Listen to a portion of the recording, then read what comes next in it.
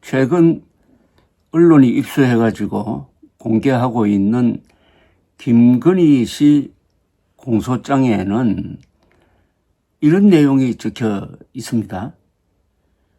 윤석열 전 대통령의 배우자로서 대통령의 직무에 해당하는 각종 국정 운영에 직간접적으로 관여한 사람이다. 다시 한번 읽어드리겠습니다. 윤석열 전 대통령의 배우자로서 대통령의 직무에 해당하는 각종 국정 운영에 직간접적으로 관여한 사람이다. 그러니까 대통령 직무를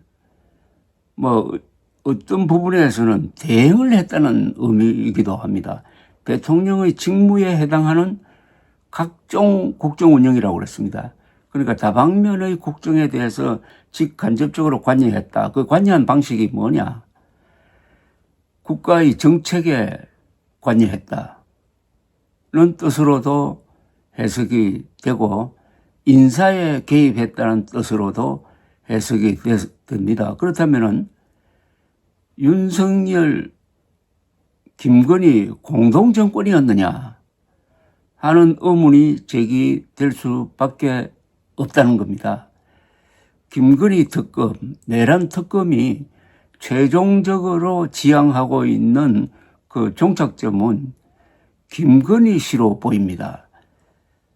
12.3 비상계엄 사태의 진짜 원인 제공자도 김건희 씨다 하는 논리적 귀결이 지금 진행되고 있습니다. 그래서 내란 특별검사팀이 윤석열 전 대통령의 내란 사건 재판과 관련하여 공소장을 변경할 것으로 지금 보도되고 있습니다.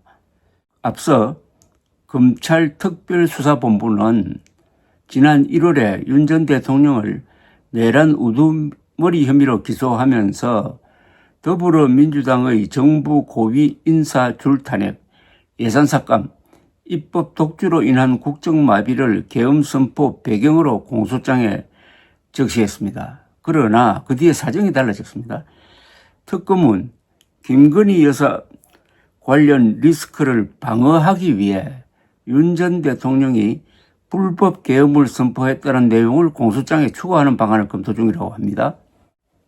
특검은 김건희 씨 관련 리스크를 방어하기 위해 윤석열 당시 대통령이 불법 계엄을 선포했다는 내용을 공소장에 추가하는 방안을 검토 중이라고 합니다. 그러니까 12.3 비상계엄의 동기가 윤석열이 주장했던 국회가 계속 정부 요인들을 줄탄핵한다는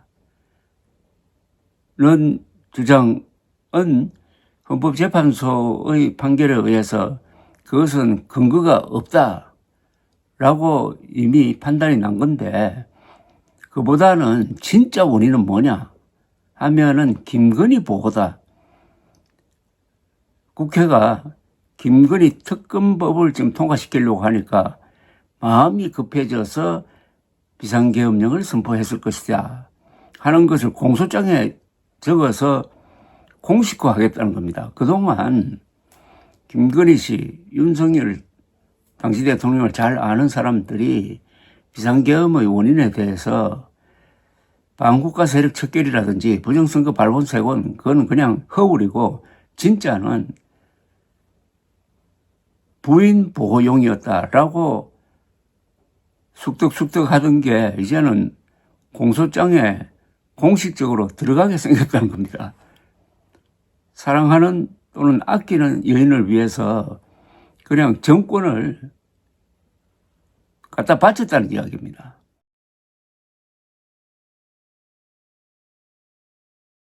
서기 8세기에 당나라 전성기인데 현종이 양귀비라는 여인에 빠져가지고 국정을 소홀히 하다가 큰 내란을 불러들인 것과 비교할 수밖에 없는 상황입니다. 조금 더 알아보겠습니다. 내란 특검은 12.3 계엄 선포 직전에 정치권 상황에 주목하고 있다고 합니다. 당시 정치권에서는 김건희 특검법 통과 가능성이 커지고 명태균 씨 선거 개입 의혹과 관련하여 김건희 씨가 연루된 의혹이 본격적으로 불거지고 있었는데 이것이 윤 전 대통령의 계엄 선포에 영향을 주었을 가능성이 있다고 본다는 겁니다.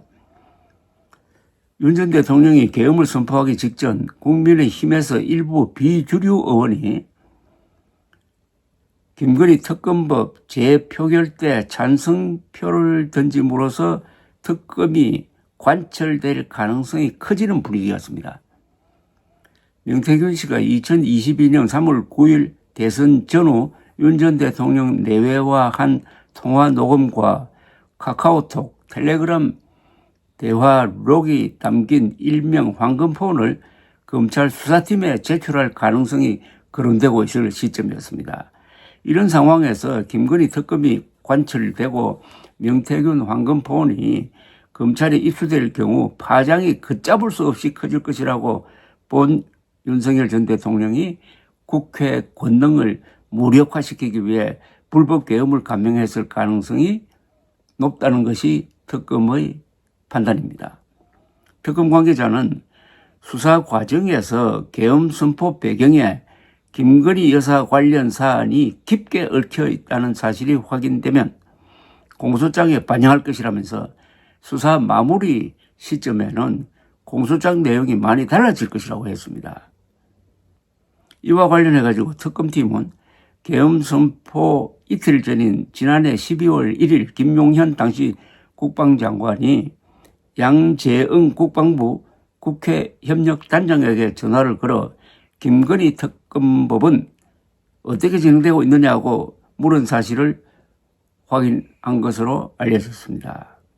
검찰에 따르면 김용현 전 장관은 작년 11월 30일 윤석열 전 대통령으로부터 계엄 선포 준비 지시를 받고 포고령 등을 준비하여 12월 2일 윤 전 대통령의 재가를 받은 것으로 조사가 되었는데 바로 이 무렵에 김건희 특검이 국회를 통과하겠느냐라고 물었다는 겁니다. 그만큼 김건희라는 팩터가 비상계엄령 선포의 중요한 배경이 되었다는 겁니다. 저는 줄곧 이번 특검이 밝혀야 될 것은 윤석열 대통령의 12.3 비상계엄, 말이 비상계엄이지 친일 쿠데타 시도였습니다.가 진짜 어디서 출발한 거냐? 공개적으로 이야기했던 반국가 세력 척결 또는 부정선거 발본 세원이 맞느냐? 저는 두 이유는 근거가 없다고 계속 줄기차게 주장해 온 바가 있습니다. 반국가 세력 척결이라면은 거기에 따른 어떤 수사 지침이라든지 수사를 위한 조직 구성이라든지 또는 반국가 세력 누구다 하는 체포자 명단이라도 있어야 되는데 그게 전혀 없습니다. 체포자 명단에는 엉뚱하게 한동훈 당시 국민의힘 대표가 들어갈 정도였습니다. 그리고 부정선거 발본세원은 선관위에 병력을 보낸 거는 사실이지만은 무슨 부정선거가 없었으니까 그 행위 자체가 이거는 그냥 헛발질이고 좀 망상입니다. 그것 말고 진짜가 뭐였느냐?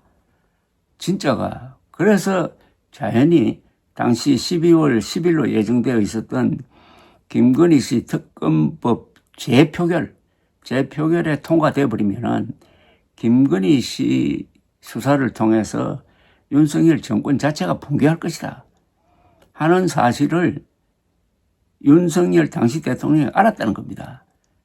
윤석열 당시 대통령이 알 수밖에 없는 위치에 있었다는 거죠. 그리고 김건희 씨를 특검하면은 요사이 밝혀지고 있는 아까 서두에서 말씀드렸지만은 김건희 씨가 광범위하게 대통령 행세를 하면서 국정에 직간접적으로 개입한 것이 드러날 것이다. 그러면 어차피 무너진다. 마지막 수단으로서 비상계엄령 선포를 했다는 겁니다. 그래 놓고 나중에 그 측근들이 한다는 이야기가 이거는 계몽령이다. 야당이 얼마나 무리를 하고 있는지를 비상계엄령 선포를 통해서 극적으로 알리기 위해서 했다는 게 그들의 사후 설명이었지만은 특검 수사가 이제 본격적으로 지금 결론 부분을 향해서 달려가고 있는데 그 표적은 김건희 씨다. 김건희 씨가 계엄 사태의 궁극적인 원인이었다. 그러면 이거 어떻게 된 거죠? 김건희 씨가 윤석열 대통령과 사실상 공동정권을 구성해가지고 그림자처럼 뒤에서 움직였다? 그 김건희 씨가, 그 김건희의 정체가 특검을 통해서 백일하에 드러날 경우에 어떤 일이 벌어질지를 가장 잘 알고 있었던 윤석열 씨가 비상계엄령을 선포해가지고 이 사태를 막으려고 하다가 결국 자폭으로 끝나고 이재명 당시 민주당 대표를 대통령으로 만들었다. 일종의 살신성의를 했다. 일종의 희생타였다. 이런 아주 어떻게 보면 허무한 결과가 나올 가능성이, 또 그것이 공소장 변경을 통해서 문장으로 공식화될 가능성이 생겼다는 이야기입니다. 새벽에 이런 이야기를 전해드려서 대단히 죄송합니다만은 수많은 지금 사람들을 궁지로, 아니 사지로 몰고 있는 윤석열의 실정과 비상계엄 선포에 따른 경제의 문제, 사회적 분열, 이런 것의 원인은 알아야 될 것 아닙니까? 우리 국민들도 알고 싶은 것 아닙니까?